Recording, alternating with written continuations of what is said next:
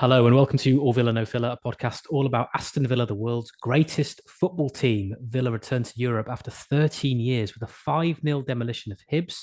Ollie Watkins and Luca Dean stole the show with a hat-trick of goals and assists. We'll get to that in a moment. But first of all, Frankie, how are you? I am absolutely buzzing, George. Buzzing. Because you know what? The Edinburgh Fringe Festival, they have all these comedians, they have all these plays, they have whatever else. But the best performance in Edinburgh this month, Hibs nil, Aston Villa 5. I Absolutely. am bouncing around the walls. I am loving life.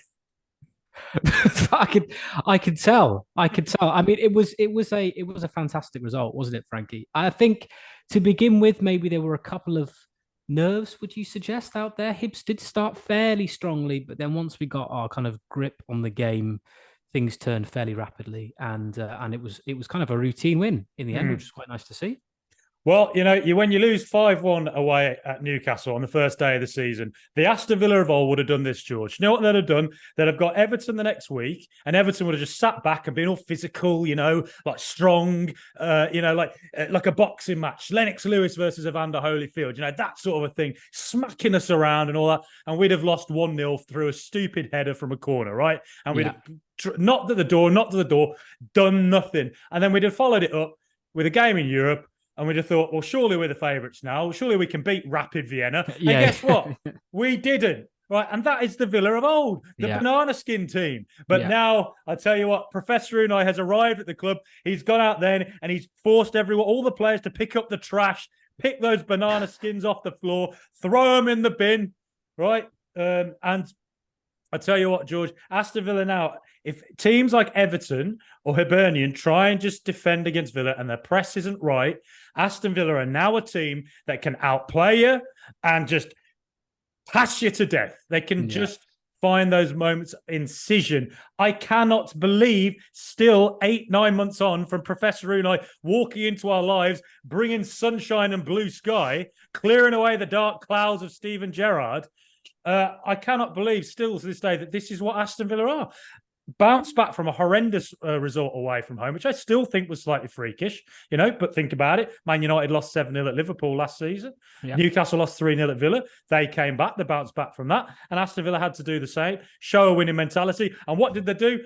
Send the opposition fans home in 2 games in a row in the 50th minute. Everton fans going home in the 50th minute at Villa Park on Sunday. And the same thing happened with Hibs today, George. What a time to be a Villa fan. It is incredible, really. It is incredible. I know we've talked a lot previously about, when was the best time for us to support Villa as Villa fans? Was it, when we were kids in 96 seeing us lift the League Cup? Was it in 2009, 2010 when Martin O'Neill was Lescott sent that photo? Was it in photo? 2016 when we were horribly relegated by, what was it, March or something? Yeah, I mean, all very debatable periods of time to be a Villa fan, but I do think genuinely that we have entered a very, very exciting time to be a Villa fan. I mean, obviously, what we all want to see is Villa lift the cup. It's been so long since we've done that. That would be that would really be the icing on the cake for this. But ultimately, all the pieces are there in place. It seems for that to happen. I know it was against Hibs. I know there's a huge discrepancy in terms of the value of each side. I mean, I think there was a stat earlier about Villa spending about 90 million this transfer window, Hibs spending about 1.5 million on 3 players. That goes to show the difference in investment clearly in the SPL compared to the Premier League. And I think you have to bear that in mind. But for a lot of the players, particularly for us as a club, we aren't used to playing in Europe. We're not used to playing teams that aren't in the English Football League in a competitive game. And we did that, and it was obviously a huge confidence booster going into a tournament that many of us would argue that Villa are perhaps favourites to win.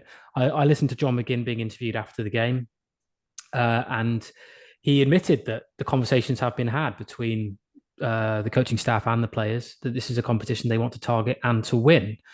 And it's so interesting as a Villa fan. We've always been a fan base that have been obviously very hopeful of us competing for cups and to competing at the higher end of the Premier League, but we've never really admitted to ourselves that's really a possibility in many ways. We just haven't seen that success reflected back at us from the players over the years. We've supported the club over, as long as we've been alive, certainly, Frankie. But now I think we've got a bunch of incredibly talented, skillful, confident players who are managed and coached by a confident, astute manager.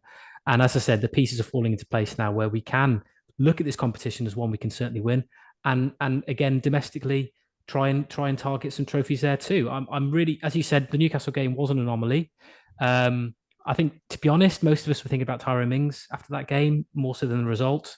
I think we felt that we could bounce back. Everton were perhaps the best team to play in those circumstances because they allowed us really to win as comfortably as we did. And then we've used that confidence to go up to Hibs and get a really, really strong positive performance there. So everything is starshine and glitter, Frankie. I don't often say that. Yeah, it is. And look, yes, as you say, Everton were absolutely abysmal. And I think one of the worst teams I've seen at Villa Park in a very long time. And on top of that, Hibs today, as you say, the financial disparity is enormous, as the commentators kept bloody reminding us. Look, Villa are always going to have an advantage. But at the same time, football history is full of teams underestimating the opposition. Right? Villa history is full of exactly us and underestimating opposition. Exactly. What happened when we played Bradford in the semi-final of the Carabao Cup 10 years ago? Over two legs. Over two legs. What happened, George? What happened when we played Stevenage this year? The lads just weren't that up for it. The drive, the energy wasn't there. But today, they turned up and they didn't underestimate Hibs.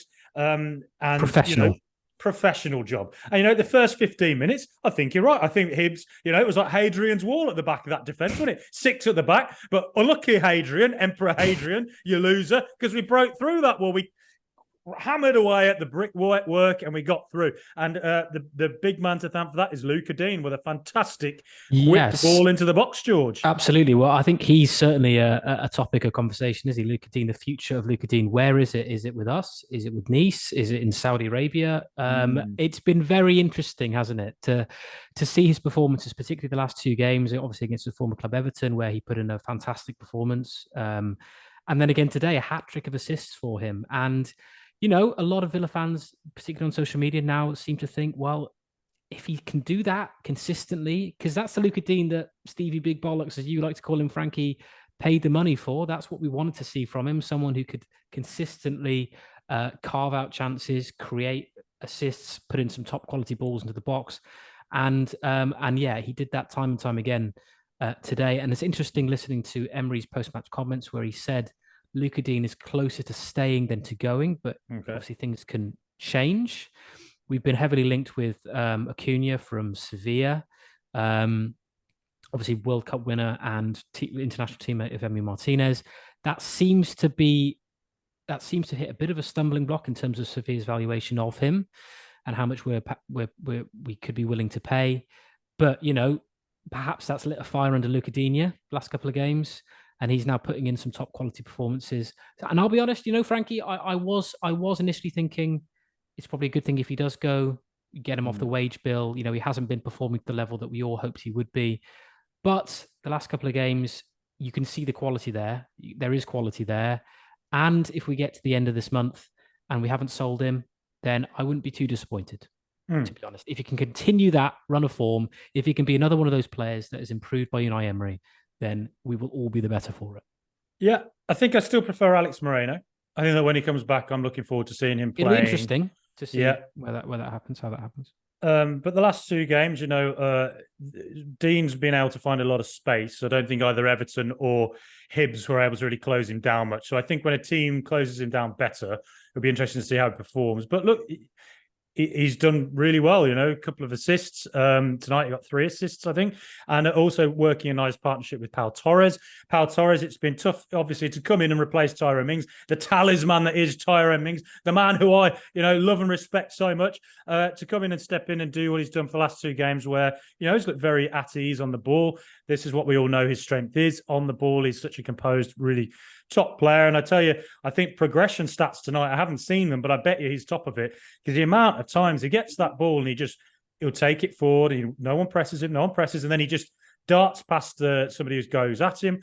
And what I see he always does, He loves to send a little whipped ball into Moussa Diaby, right? He bypasses the midfield along the floor, and he did it in pre-season. He did it again against Everton and tonight against Hibs. Now, a couple of those passes haven't quite worked out just yet, but the more him and Diaby get used to each other and the dynamic of that pass, I think Villa going from back to front, there'll be a few goals we score this season where we do that. We do it through that kind of back to front really rapidly from Pau Torres to Moussa Diaby, who turns and maybe takes a shot or passes it to whoever, and then they pull it back, and Ollie Watkins gets a goal. But also, the goal that really had me standing up applauding, like an Edinburgh Festival play of its own, that I stood up at the end and gave a rousing round of applause, woke up all the neighbours who'd fallen asleep after work. It was Ollie Watkins' third, his hat trick. I thought it was a brilliant piece of play from Pau Torres, picking out that ball to Luca Dean. Superb pass from Torres. And then Luca Dean, lovely stuff. Darts forward.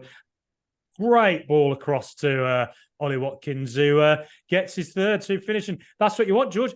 Ollie Watkins, he struggled a bit against Everton, but a striker who just gets that first goal of the season. Once that's out of the way, who knows what he can go on and do? And he has to aim, I think, for 20 Premier League goals this season. Mm-hmm. Who knows what else he can get in Europe? And so I think he might be the first. He might be the first Villa player on their debut in Europe to get a hat trick. I'm not sure if that's true, but he's got to be. He's surely one of the first, and surely one of the only Villa players ever to get a hat trick in Europe. So fantastic for him. Super stuff, and some really good goals he got tonight. And hopefully he takes that into the Premier League too. Yeah, absolutely. I mean, to be honest, the Conference League can act as a means to sort of raise confidence. A lot of the teams we will play in the Conference League, I said this before, and no disservice to anyone competing in the Conference League, but the investment in a lot of leagues in Europe isn't like the Premier League. And so the quality of the opposition you'd expect won't be as strong as a lot of the Premier League teams. So it gives a chance for Emery to rotate and to play players to try and build a bit of confidence, to score goals if you're Ollie Watkins. And yeah, for him to get a hat trick after he didn't score against Everton, I mean, that's fantastic for him, and hopefully it builds him up for the weekend. Yeah, I mean, it's great for him. I think other notable mentions, you have to mention Diego Carlos playing at the back, keeping a clean sheet as well. So great to see him every game now, continuing his recovery from what was, a horrible injury. And he was solid, dependable, reliable. And yeah, he can, I think I said this before again, he can fit the mold of a Tyrone Mings in terms of his physicality, his aerial ability, potentially aerial threat in the box from set pieces as well. He's one to certainly keep an eye on in terms of his development.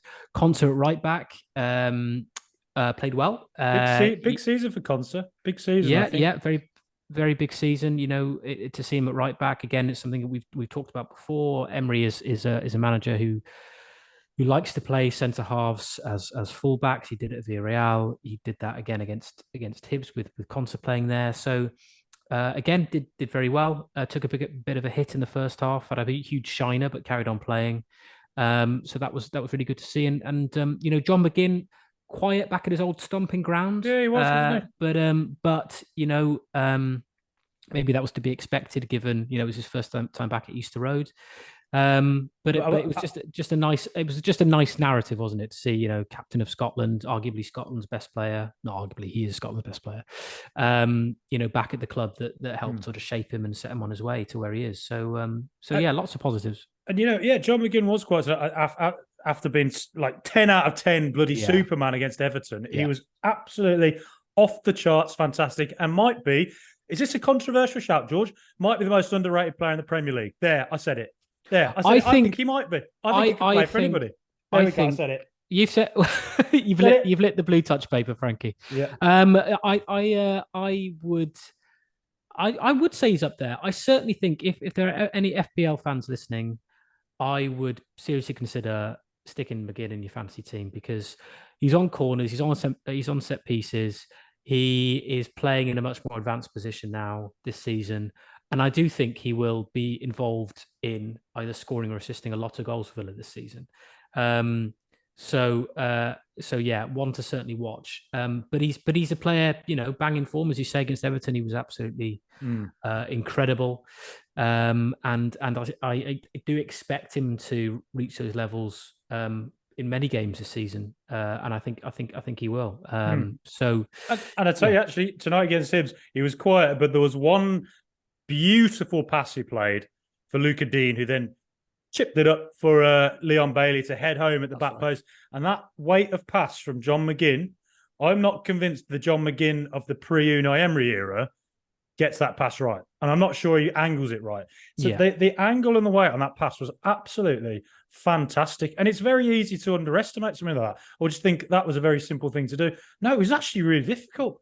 And just get that so perfectly on the spot for Luca Dean to then just have it was a super cross from Dean, but at the same time, it was pretty well set up for him to take it. I think, again, McGinn, he was quiet, but he had that one moment where you're like, see, most underrated player in the Premier League.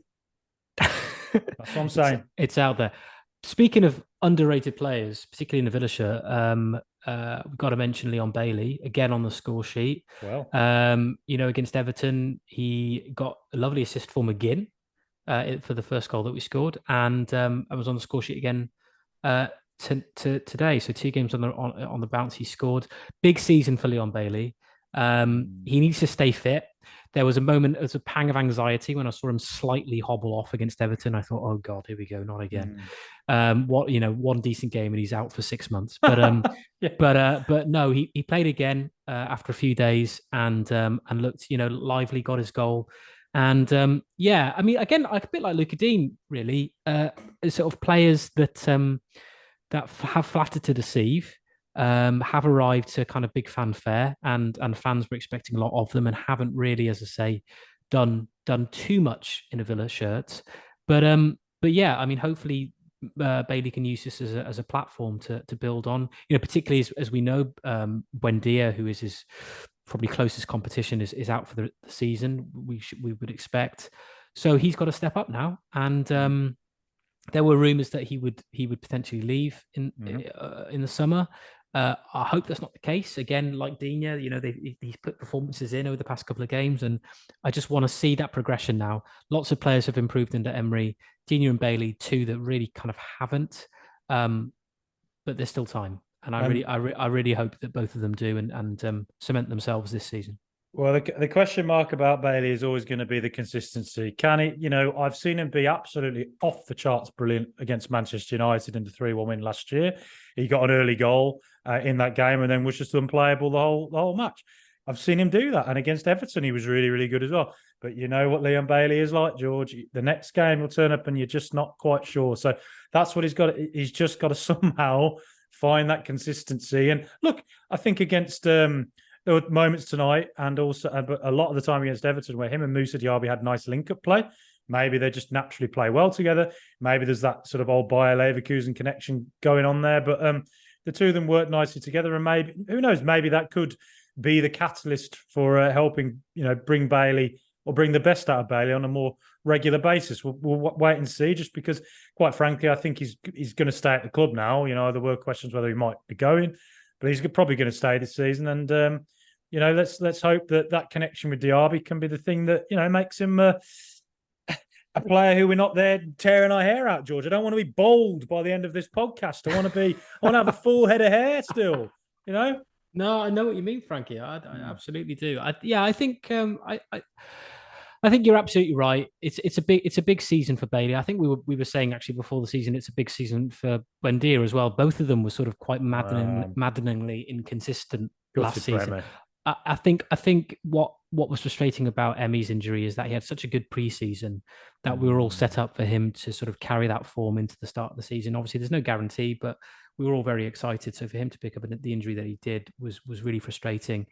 Bailey was kind of actually sort of felt quite absent in pre-season, didn't play too many games, not many minutes. And I think a few of us did kind of resign to the fact that he could be moved on. But obviously since Buendia's injury, he's been playing much more games and he's been contributing. And that's what you want to see. You want to see a player like that, with the money we invested in him and with the potential that he had at Leverkusen.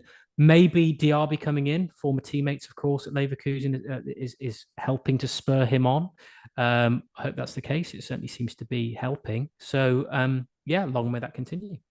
George and I are good friends, but the time might be nigh for a major fallout in this, the oh so spicy question. Is your tongue tickling you, George? Today, I'm asking you, how do you feel about Aston Villa selling Cameron Archer and Aaron Ramsey? Oh, Frankie, I feel like you've served me up a pot noodle Bombay bad boy with that one. Yeah. I've taken a couple of spoonfuls and I'm reaching for the milk. Yeah, I am torn. I am torn. My heart says one thing and my head says another. I think that's quite fair to say. I wonder if a lot of Villa fans feel the same way. Obviously, do get in touch with us, subscribe, all the rest of it. Yeah. Well, listen, we were all saying at the start of the season, or even in pre-season, that we wanted Cameron Archer to hit the ground running in pre-season and hopefully get a couple of games already, or at least a few more minutes than he has done. Pre-season didn't go fantastically well for him. He did play, but obviously didn't score. Won a penalty, missed a penalty, and yeah, if I think he absolutely would have played for us this season. He would have had minutes. We're fighting on all fronts, aren't we now? So he would have certainly started a few games in the Conference League. You would have thought, and certainly League Cup, FA Cup, and maybe even a couple of Premier League games if Watkins picked up an injury. But £18.5 million with a buyback clause inserted for a player who's played very limited minutes in the Premier League. There's no guarantee that he's going to be a success in the Premier League, as good as he has been in the Championship for some top clubs in the Championship, like Middlesbrough. It's not something to be sniffed at. And as I said, my head says, from a financial point of view, it makes sense. We obviously could have got more for him without the buyback clause inserted, but I think a lot of top teams are doing that, where they insert that clause with the hope, even maybe an expectation, that they can deliver at a top level, and then we can bring them back into the fold, a better player with confidence to do it for us. So that makes sense. But of course, my heart's saying he's a youth player, cares a lot about the Villa. You want to see youth players come through. I mean, we all love Jacob Ramsey for doing just that. He went out on loan to Doncaster, did fairly well, came back, played a few games for us, was did enough to earn more chances, and then is turned into the player that he is. Ideally every youth player can do that for Villa, but it's just not feasible. It just doesn't make sense. It can't, you can't guarantee on your youth team to produce 11 Premier League quality, European quality players. And the same with Aaron Ramsey as well. £40 million for a player, again, has he played any Premier League football? If he has, not much at all. Is again nothing to be sniffed at. So the buyback clause is really important. I think basically it turns it into a bit of a glorified loan. If it doesn't work out, and they've flopped, to use a bit of a horrible expression, then we've gained £80 million for a player that can't really cut it in the Premier League, which is good. It's good for our sort of finances. But if they do well and we can bring them back, even better. So yeah, it makes financial sense. The same thing I imagine will happen with Jaden Philogene. Already, my prediction of him being a star for us this season looks to have fallen flat. Just 2 games into the season, I think predicted Cameron Archer. You did predict, that's true, yeah. So he looks like he's going to Hull. Keelan Davis looks like he's going to Hull. But yeah, again, it's not particularly sexy. It's very unromantic to say it makes financial sense, but it does. And if we can, if that helps us with the financial fair play, if that helps us reinvest in players of proven quality, a proven kind of European club or a proven Premier League club, then that will benefit us in the short to medium term and long term too, I'm sure. So it doesn't feel great, but I can understand the reasons behind it. As the great Christina Aguilera once said, my head is saying no, but my heart is saying let's go. Whoa, whoa, whoa. I think that was the lyric. It's actually kind of the other way around. My head is saying probably yes, my heart's saying no, keep them. But look, I am good. I'm very sad. I think sad is the word. gutted to see, because you just love the idea of local players coming through, don't you, from the Midlands area with the academy for so long. And we've just been following them on loan and they've all done so well. And you're thinking, like, oh, can they bring that to Villa? The financial reality of the situation, though, I do understand it. And as you say, George, getting 18 million quid and 14 million quid for two players who haven't really ever played in the Premier League, really, it's pretty great stuff. And I just hope for Archer it doesn't end up being a bit of a Ryan Brewster situation where he's did well. Brewster did very well on loan at Swansea in the Championship, and then he went back to Liverpool, got sold to Sheffield United, and has just had an absolute horror show there. So, I saw Crystal Palace have been linked, and I thought, do you know what? I think Archer would suit how they play at Palace. Yeah. I kind of wish he'd gone there, but Sheffield United, it's going to be a tough season for them. But it's a big responsibility now for Archer to get goals for them. He's going to get a lot of chances to play there, and they're going to be reliant on him doing stuff. So, maybe he can rise to that, situation. And whatever the buyback clause is, we'll see. And if he does really well, great, we can get him back. And the same goes for Aaron Ramsey. I think the thing about loans compared to selling on a permanent with a buyback clause is with loans, there can be less incentive to play them. Yeah. Do you know what I mean? So, if a team's struggling, they won't necessarily play a loan player because they're not theirs. They haven't made the investment that comes with making a permanent transfer. I mean, Sheffield United will play him if they've paid £80 million for him. That's a huge amount of money for Sheffield United to spend on anyone. So it's not like he's not going to get the opportunity to play. And again, that will benefit us because if he does play and he scores goals, then we've got the clause to buy him back. So again, I just think it is just a sensible, as hard as it is to say that he's gone away permanently, and equally with Aaron Ramsey, because I think there's a lot of Villa fans that would like to see the two Ramsey brothers playing together. Again, the romance of football, I suppose, but it's just not realistic. So the benefits of buyback there. Yeah, exactly. And you got to think about it. In the last kind of 3 years, we've made 100 million off Grealish, 20 million off Chukwuemeka, 14 off Ramsey, and 18 off Cameron Archer. I mean, to get that kind of money off academy players is pretty amazing, to be honest. It's going to fund the academy for the next forever. And to be honest, when we started focusing on buying youth prospects, which I think was one of the most positive legacies of the Purslow era, I always thought it was a good idea at the time because essentially it was what Man City and Chelsea have been doing, particularly Chelsea. Chelsea have so many players who've come through their academy who've never played for them and are actually at loads of clubs around the country. I think Mark Gay at Palace maybe is one of them. They've got a lot of players who they've sold for big money, and it's why they're as well as having big revenues from sponsorship and the Champions League money they've had over the last few years, but it's also why they're able to spend so much. And Man City do something very similar. They have been selling loads of players for 15, 16 million to teams like Southampton over the last few years, and so for Villa to be a club that's doing that with buyback clauses in, it is the behaviour of an elite club in truth. Yeah. And it will enable us to get in players who are ready-made because Aston Villa are aiming to win now. Yeah. And I think that if, I guess Emery's watched these players up close and he's calculated that he doesn't believe that they can get him to the place he needs to be now. We didn't bring Emery in to win in 2, 3, 4 years. We brought him in to win now, didn't we? And I think that's obviously the calculation they've made. It helps us with FFP, and it means we can probably be getting more ready-made players. I do hope, though, that they excel at Burnley and Sheffield United. I'd love to see them do well. Yeah. And who knows, maybe one day even turn it back at Villa Park. Of all the youth players coming through now, I honestly have no idea who is going to be the one that, breaks through in the same way sort of Jacob Ramsey did, or whether we're just always going to keep selling them off. I don't know, but, Amari Kellyman seems to be another one that's coming in.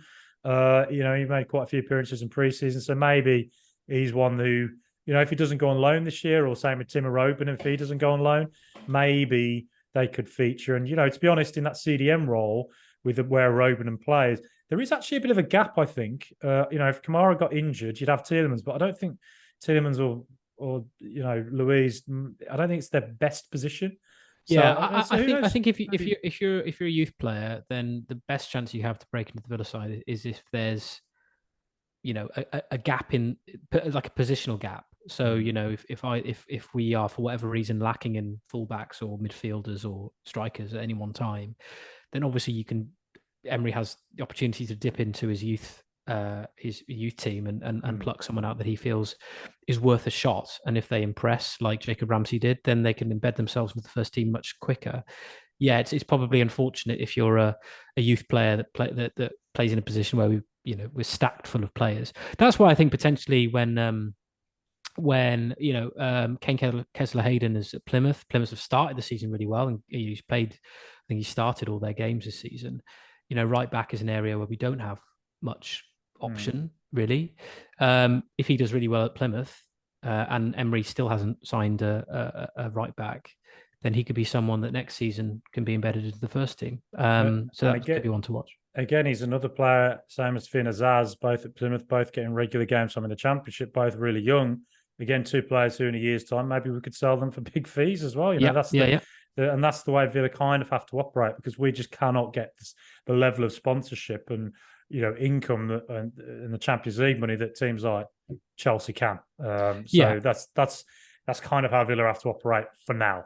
Yeah, absolutely. And yeah, as you say, if Plymouth, say for example, go for the double promotion, they have a fantastic season and go back up to the Premier League, then not only have they put themselves on the stage of at Championship level, where big Championship clubs can put in bids for them, but ultimately as well, if they've done enough to get them into the Premier League, there will be, Plymouth will be interested in signing them, I'm sure, and other Premier League teams as well. So yeah, to spend a lot of Premier League money on them. So if you loan players to the Championship, you've got a better chance of recouping more significant money as well. So it works. It probably does suck for a few Villa fans to see players like that moving on. It's sad.